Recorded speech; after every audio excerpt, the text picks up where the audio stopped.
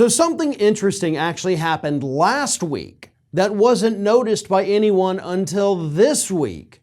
And that is that Republican Representative Chip Roy voluntarily removed himself from the Weaponization Select Committee looking at how the federal government and the intelligence apparatus has been so-called weaponized against conservatives.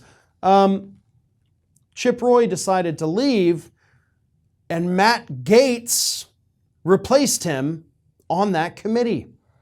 So Matt Gaetz, a man who is technically still under investigation by the FBI and the Justice Department, now gets to investigate the FBI and the Justice Department for investigating people like Matt Gaetz. How is this not one of the biggest conflicts of interest that we have ever seen in the House of Representatives in modern times? Matt Gaetz now gets to question the very people who may have questioned the people that they are using as informants to investigate him.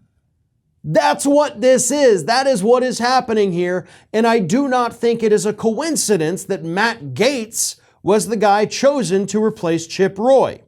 I also believe that this was fully intentional because Chip Roy says that he had to step down from the committee because he is, in order to devote adequate time to the Rules, Judiciary, and Budget Committees, as well as be a dad and do my job as the representative of Texas 21st Congressional District, I was happy to give my spot on the Weaponization Subcommittee to my friend Matt Gaetz.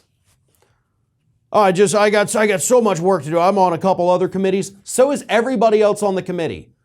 Well, yeah, but I mean, I've got to represent my district. So does everybody else on that committee. But I'm also a dad. So are most of the people on that committee are also parents. So how is it that everybody else is able to handle the job of being on other committees, having to represent their district, and having children? They're able to handle it, and Chip Roy is not, to the point where he has to give it to Matt Gaetz. Is Matt Gaetz not on other committees? No, he is. Does Matt Gaetz not have a district? No, he does. I'm living in it, although he neglects us, you know. He doesn't have any kids unless you count Nestor, but he's, I think, over 18 now.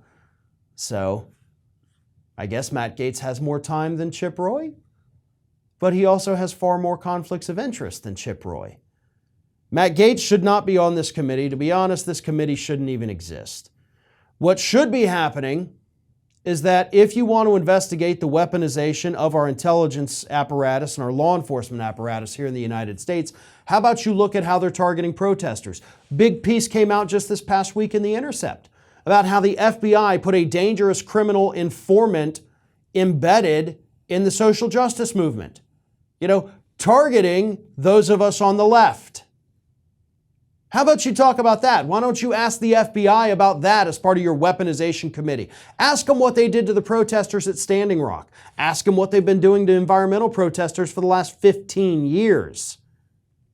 Ask them what they did to the Occupy Wall Street people. You won't ask those questions because those questions have real answers that will scare the hell out of average Americans. You want to focus on this fake issue that, oh, they investigated Matt Gaetz because he's a threat to them. No.